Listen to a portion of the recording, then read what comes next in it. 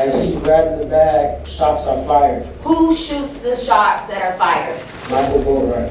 And who does he shoot? Triple X. Where does he shoot him from? What side of the car? Driver. Imagine hearing the gavel drop and realizing that the rest of your life will be spent behind bars. No more freedom, no more power, no more outside world. For some, that moment breaks them. For others, it only hardens their defiance. But for the most dangerous gang leaders in history, how they respond to the ultimate sentence, the moment they're told they'll die in prison, tells us everything about who they really are. From emotional breakdowns to chilling calm, today we dive deep into the reactions of the world's most feared convicts when they were finally brought to justice. This is what happens when the untouchable are finally touched by fate. When the courtroom doors close and the cameras stop flashing, the real moment begins. For some gang leaders, their lives were a whirlwind of power, chaos, and bloodshed. For years, they ruled streets, led empires, and evaded justice. But no one runs forever. And when the end comes, in the form of a life sentence, it doesn't matter how feared you were on the outside. Inside, you're just another number. These are the reactions of men who once commanded armies and lived like kings, now reduced to caged reflections of what they used to be. Jonaiki, Martinez, Estrella. The murder of 15-year-old Lisandro Jr. Guzmán Feliz in June 2018 shocked New York City, becoming a symbol of senseless gang violence. Convicted for his role in this brutal murder, Jonaiki Martinez Estrella was once feared as a member of the notorious Trinitarios gang, specifically the Los Suras set. The crime shocked New York. Jr. was mistakenly identified, chased into a Bronx bodega, then dragged out and stabbed repeatedly with a machete and knives by a group of men. He bled to death trying to reach help. Crucially, the killing was caught on surveillance camera, the graphic footage quickly going viral and sparking national outrage. #Justice for Jr. I'm still waiting for the divine justice. The divine justice has to come for them too. The brutality against an innocent boy galvanized the community. During the trial, Estrella initially displayed arrogance, but in court, Estrella's once dominant presence crumbled under the evidence and scrutiny, facing Junior's grieving family daily. All of these men, and I say men, took part in one of the most disturbing murders that this city and this nation has ever seen. As the sentence, life in prison without the possibility of parole, was read, he became visibly emotional and distraught. The tough exterior dissolved. They have what they deserve. They are paid now the consequence what they did. He bowed his head low and avoided all eye contact, not just with the judge, but pointedly with Junior's grieving family. Witnesses described his hands trembled uncontrollably, and his lips quivered as he struggled to maintain composure. The transformation was stark. The man once so merciless was now completely broken by the consequences. The victim's mother, Leandra Feliz, testified through tears, her voice thick with anguish but steady, looking directly at Estrella and declaring, "I hope you never see the light of day again. My son begged for his life. You gave him none." Her pain filled the courtroom. My son not gonna come back. I won't gonna have my son back anymore. I do not accept any apologize because the only thing I want is my son back. Sentenced to life without parole, Estrella didn't look like a feared gang member anymore. Gone was the bravado. He simply looked like a man haunted by his past and by a mother's unrelenting gaze, promising that Junior's memory would outlast Estrella's meaningless life behind bars. Michael D. Thomas, A Teenager's Reckoning. In a Milwaukee courtroom, 17-year-old Michael D. Thomas stood face-to-face with the devastation he caused. 2 lives ended, Sharon Staples and her unborn child. The motive? A botched robbery in 2011. The act? Unforgivable. Sharon's final breath was spent shielding her son from the bullet Michael fired.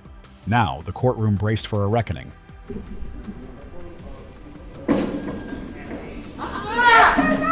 do that! Gone was the street persona. In its place, a trembling teenager clutching a written apology. "I wasn't thinking clearly," he said, barely a whisper. Whether it was remorse or fear, the weight of his actions had finally caught up. Then came the verdict. As the judge's words landed, P5 years in prison, plus 10 years of supervision, the courtroom fell into a heavy, breathless stillness. Mikal froze. His lips parted, but nothing came out. His eyes widened in disbelief, like he was trying to outrun the sound of the sentence echoing in his mind. And then, silence. This was no longer a gang member. This was a boy, unraveling, realizing the rest of his life would be spent in a cage of consequence. Because in the end, remorse doesn't undo what's done. It only marks the beginning of a very long sentence. Brandon Spencer. The case of Brandon Spencer highlights the tragic intersection of youth, gang culture, and impulsive violence. At only 19, he was convicted of attempted murder after firing into a crowd during a Halloween party near the USC campus in Los Angeles in 2012. 4 people were wounded, 1 critically. The incident wasn't random. The shooting was part of a gang feud that spiraled out of control, with Spencer targeting a rival but hitting innocent bystanders instead. The campus location amplified public shock.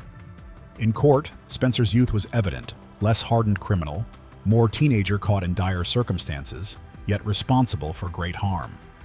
But so was the gravity of his actions. Testimonies detailed the chaos and life-altering injuries. When the judge announced the life sentence, specifically 40 years to life, the weight of that finality crushed him. I'm sorry for what happened, Your Honor, but I need you life in prison. He collapsed in tears at the defense table. The courtroom grew tense as he sobbed uncontrollably, overwhelmed by the weight of what he'd done and what he'd lost. His reaction was raw despair. 25 was to be concurrent. Adding to the scene, his father sat beside him, crying too, placing a hand on his son's back. "That's still my son," he said quietly amidst the turmoil as bailiffs tried to calm the young man. While defense argued for leniency, prosecutors reminded the court of the victim's trauma, the permanent injuries, and the lives altered forever. That if you are so intent on killing someone that you're willing to shoot them and at the same time open fire into a crowd. Spencer's tears, perhaps genuine remorse, couldn't undo the damage. But as Spencer wept, it was clear. The full reality had finally hit him. I'm not a bad person, but I made mistakes. But I'm not just some gangbanger that you tried to portray me as. The abstract concept of prison became concrete. There would be no going home anytime soon, if ever. His breakdown underscored the tragic waste of lives consumed by gang violence. David Parga. David Parga's case offers a glimpse into potential remorse within the hardened world of gang violence. He was convicted of murder and aggravated assault in connection to a brutal gang shootout in Texas. Such incidents often have tragic outcomes for intended targets and bystanders. Parga's specific role led to devastating consequences. Unlike defendants maintaining a defiant front, Parga's courtroom demeanor was described as jittery, anxious. He showed signs of remorse even before sentencing, suggesting the gravity of his actions weighed heavily. This anxiety intensified as the victims' families shared their pain. There's days that the grief is so much that I just kind of muddle through the day. You have to understand who he was. He was such a great person, and the way that he died, he did not deserve that at all. Halloween weekend will never be the same for us. My brother was murdered that weekend, and it's ironic that we're here today for the sentencing. Parga didn't remain impassive. Witnesses saw him fidget, shift, and breathing heavily listening to the accounts. I know there's nothing I could do to bring you guys' brother back. I am deeply sorry for what happened to him. One mother recounted how her son died in her arms after being shot during the incident involving Parga's gang. Her testimony painted a vivid picture of the human cost. And I think if Mr. Parga had ever known it, he couldn't have been anything but a friend to him. He couldn't have found any other way but to make him a friend. This confrontation seemed to deeply affect him. When the judge handed down the sentence, life without parole, Parga closed his eyes and exhaled slowly, like someone trying to process a nightmare. He didn't cry openly, but the regret in his posture, slumped shoulders, bowed head was unmistakable. In a significant gesture, as led away, he turned briefly to the victims' families and appeared to mouth the words, "I'm sorry." To you specifically, I want to say sorry to what happened to your son. I know the pain you're feeling. My mom comes to see me, she cries because what's happening to me, and I could only imagine what you're going through. You lost your son. While such an apology couldn't undo the harm or lessen the sentence, it didn't change his fate. But for a moment, it arguably revealed a sliver of humanity buried beneath the surface, a flicker of acknowledgement for the irreversible pain, contrasting sharply with defiant silence or rage. Christopher Dean. Christopher Dean thought he was walking away, out of the criminal world. One final drug deal and then he'd go clean. That was the plan. But in the violent ecosystem of gang life, redemption comes with a price. He had set up a meeting with Xavier Gibson and other members of the Gangster Disciples, a feared faction with a reputation for brutal discipline. Dean had history with them, and even more dangerously, a secret. He had once worked as a police informant. They found out. Instead of a deal, they lured him to a house on Sandy Creek Drive in Georgia. Inside, a nightmare waited. Xavier Gibson, Christopher Lockett, Joshua Brooks, Jasper Green, and Quatez Clark turned on him. Over the next hour, they beat Dean mercilessly, using a crowbar and a wooden 2x4. But the violence didn't stop there. They sodomized him, tortured him, and left him broken. And then they killed him. Been described as the most vicious murder in recent history here locally. 8 gang members brutally beat, tortured, and killed a man once they found out he spoke with police. The gang stuffed his body in a car trunk and drove it to the Hamilton E. Holmes MARTA station, abandoning it like garbage. But their biggest mistake? They kept living in the same house where they had murdered him, surrounded by bloodstains and silent evidence. When police arrived, what they found was chilling. Dean's remains, the torture weapons, and a trail of blood that spoke louder than any confession. In court, the prosecution laid it all bare. Dean's skull was caved in. The brutality was so severe, it was described as a message, an execution meant to warn anyone who dared cooperate with law enforcement.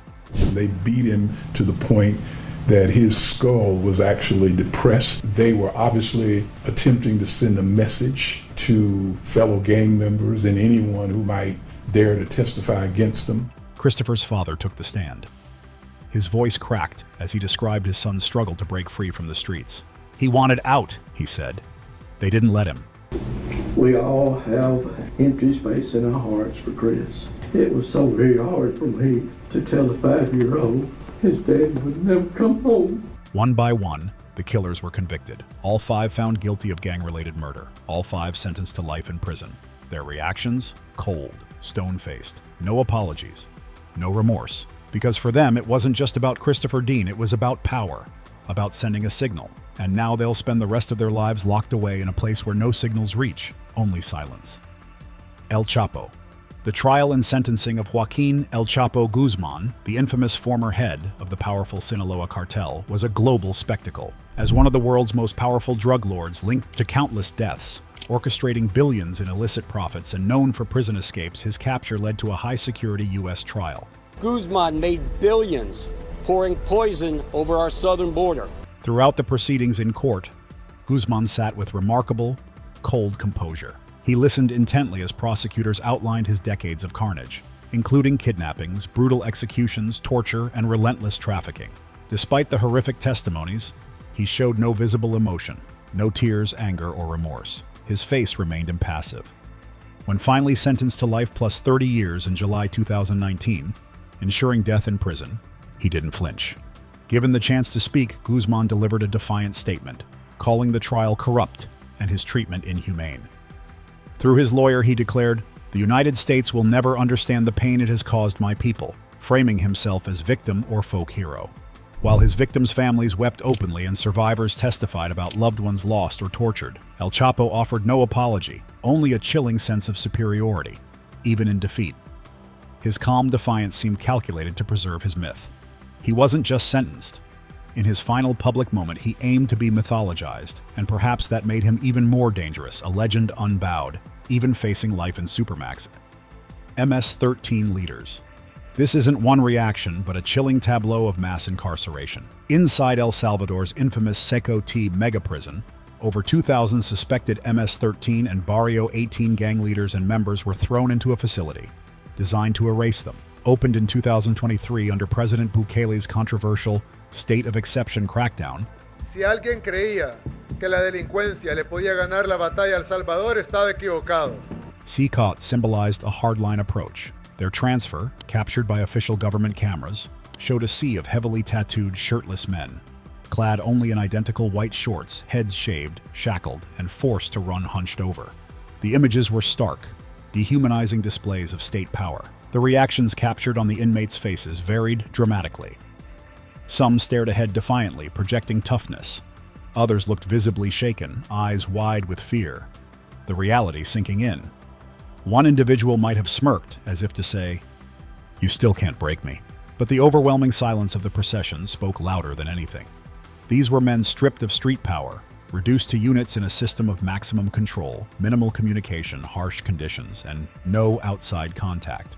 Meanwhile, victims' families gathered outside the prison gates, holding signs that read, "Justice for our children and no more fear," representing immense public support born from years of gang violence. For many inside CECOT, there were no individual trials, just mass arrests under emergency powers, state orders, and a future locked away in total isolation.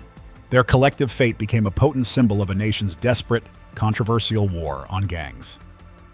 Larry Hoover. Larry Hoover, founder of the Chicago-based Gangster Disciples, GD, was once considered one of the most powerful gang leaders in America. Imprisoned for murder since 1973, he continued running the GD's vast drug empire from behind bars for decades, developing a sophisticated corporate-like structure, already serving multiple life sentences. He didn't walk around flying colors. He didn't walk around flashing signs. He was very low-keyed in his presence. Hoover was brought back to federal court in the 1990s under new charges tied to continuing criminal enterprise laws, accusing him of leading the conspiracy from prison.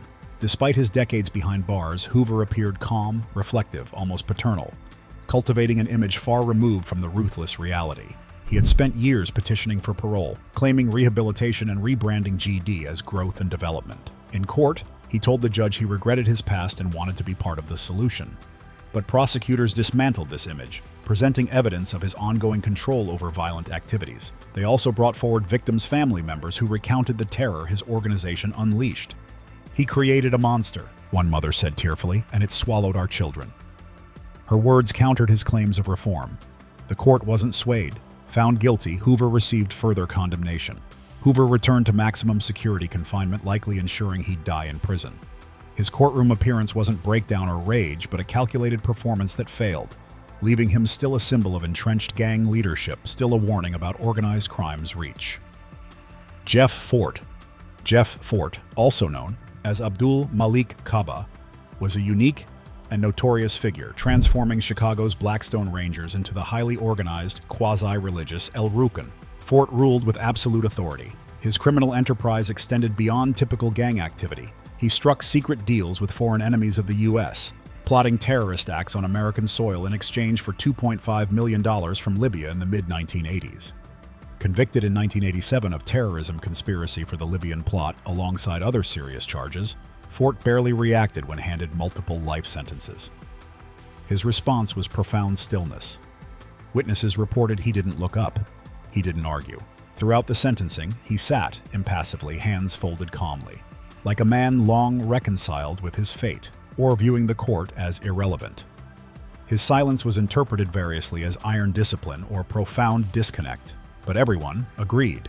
Fort had become a ghost of himself, an enigmatic figure whose silence was perhaps more chilling than any outburst. He projected contained power, more myth than man, locked away in supermax, effectively silenced, but never fully understood. Tookie Williams. The story of Stanley Tookie Williams involves stark contrasts and fierce debate. He famously co-founded the Crips street gang in Los Angeles, contributing to decades of violence. Convicted in 1981 for 4 brutal shotgun murders committed during robberies, Williams spent over 2 decades on death row. During incarceration, he underwent a remarkable, though controversial, transformation, renouncing gangs, becoming an anti-violence advocate, and writing children's books urging youth to avoid gang life. He received multiple Nobel Peace Prize nominations. This claimed redemption dominated his clemency hearing in 2005.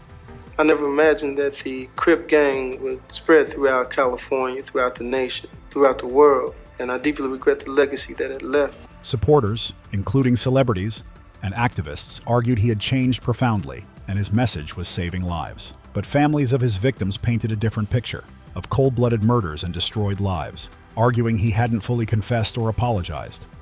Ultimately, when clemency was denied by Governor Schwarzenegger, Tookie faced execution with stoic composure. Witnesses described him as calm. He reportedly walked to the death chamber, with his head high, maintaining innocence in the murders but accepting his fate. His final words, "I'm at peace." We've just been notified that the official time of death is 12:36. An official just came out and told us that the execution is over. His execution sparked protests. Even in death, he remained a controversial figure, both a symbol of redemption and a reminder of what came before. XXXTentacion's killers. While Jose Onfroy, better known as the polarizing rapper XXXTentacion, never faced a final sentencing due to his own violent death, the courtroom reckoning eventually came for those who ended his life. Onfroy's career was marked by immense talent, controversy, and serious legal troubles. On June 18, 2018, The 20-year-old rapper was ambushed in broad daylight as he left Riva Motorsports, a motorcycle dealership in Deerfield Beach, Florida. An SUV blocked his BMW and 2 masked men jumped out, demanding valuables. After a brief struggle, Onfroy was shot multiple times at point-blank range. The assailants grabbed a Louis Vuitton bag containing $50,000 in cash and fled. The brazen murder shocked the music world and his massive fan base. 4 men were ultimately charged. Tookie Williams, identified as the ringleader and driver. Michael Boatwright, fingered as the primary shooter. Trayvon Newsom, the second armed assailant. And Robert Allen, who was present in the SUV. Allen eventually took a plea deal, pleading guilty to second-degree murder and robbery, and agreed to testify against the others. The subsequent trial in early 2023 was highly publicized, laying bare the details of the planned robbery and fatal encounter. Allen's testimony was crucial in identifying the roles each man played. In March 2023, the jury found Tookie Williams, Michael Boatwright, and Trayvon Newsom guilty of first-degree murder and armed robbery. The conviction brought a sense of closure to Onfroy's family and followers. At their sentencing in April 2023, all 3 received mandatory sentences of life in prison without the possibility of parole. Reports from the courtroom described varied, though generally subdued, reactions from the convicted men. There were no dramatic outbursts or breakdowns akin to some other gang figures. Some observers noted a lack of visible remorse as the sentences were handed down, with the men perhaps resigned to their fate or still processing the finality. Their attorneys maintained their innocence and planned appeals. While Onfroy's own legal reckoning was cut short, the life sentences served to his killers represented the ultimate consequence for their violent actions, closing a grim chapter, but leaving behind the enduring cautionary tale of a life, however controversial, cut tragically short. Jeffery Williams. The ongoing legal battle involving Jeffery Williams, aka Young Thug, represents a high-stakes collision between music, street culture, and the justice system. A highly influential figure in trap music, Williams rose to fame, while allegedly building an empire tied to organized gang activity through his YSL record label, which prosecutors claim is synonymous with a violent Atlanta street gang. Currently facing sweeping RICO charges in Georgia, Williams is accused of leading the alleged gang, implicated in acts including murder and assault. The lengthy trial, starting late 2023, is a media spectacle. Courtroom footage has shown Williams generally solemn, occasionally shaken, but largely composed. Controversially, prosecutors have tied his lyrics to crimes. His defense calls it art, protected expression. The state calls it evidence. The trial is complex and expected to be long.